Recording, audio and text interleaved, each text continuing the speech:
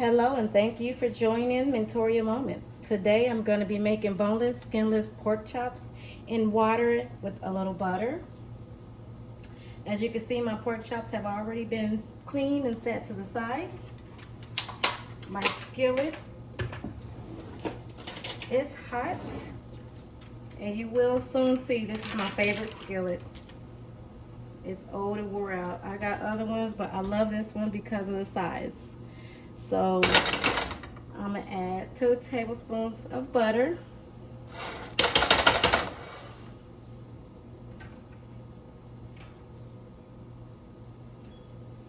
And let that melt for a little bit.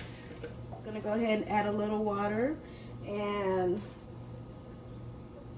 let that get a little warm. And while that's warming up in the skillet, I'm gonna go ahead and season my pork chops. Try to get you right in the pan there.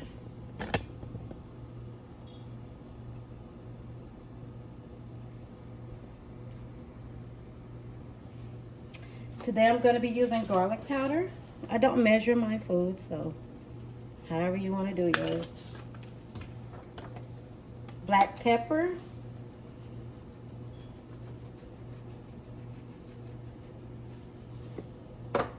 My Greek all-purpose, which I love, and just a little bit of accent.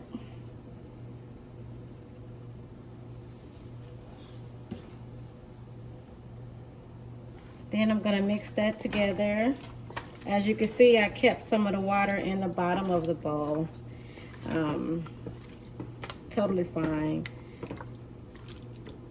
I always start out with just a little bit on top, mix it around, and then I add some more seasoning.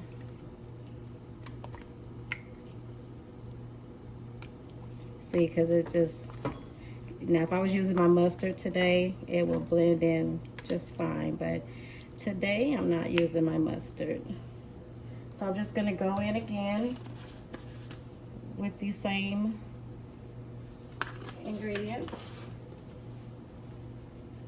Like I said, this is just me. I pretty much use the same amount of seasoning every time, so I kind of got an idea of how I like it. And I don't know if you can see that skillet is really smoking back there.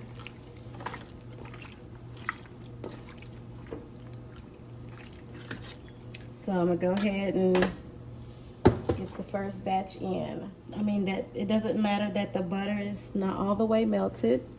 Totally fine. You're just gonna lay as many of your pork chops in there. These are very thin. They're not gonna need to be cooked long at all. I didn't have any paprika. I would have put that on there just for color, but I didn't have any. I'm always missing something, seem like. Always missing something. But I know how to improvise when I don't have something.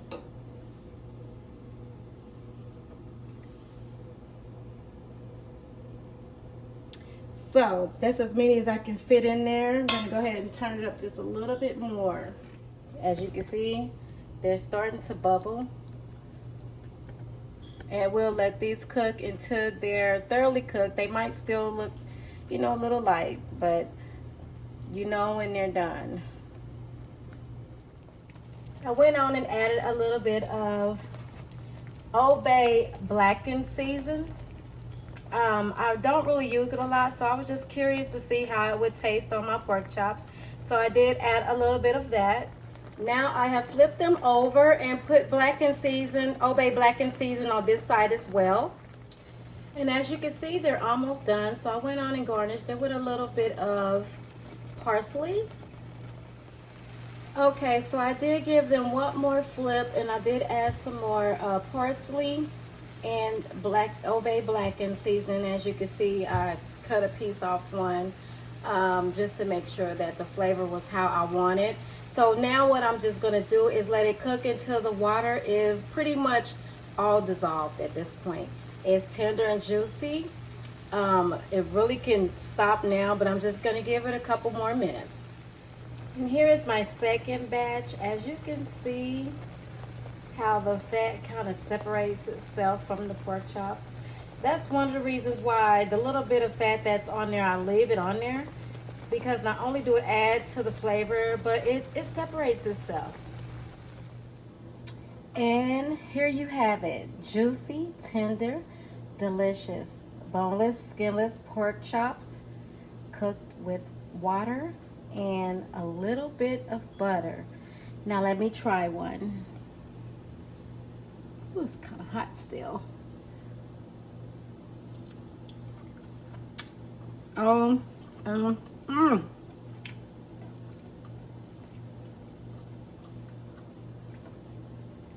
See that?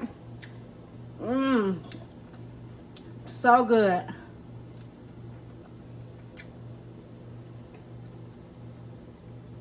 You gotta try this. Until next time, pray for me and I'll pray for you. Now go on about your business and have a blessed day.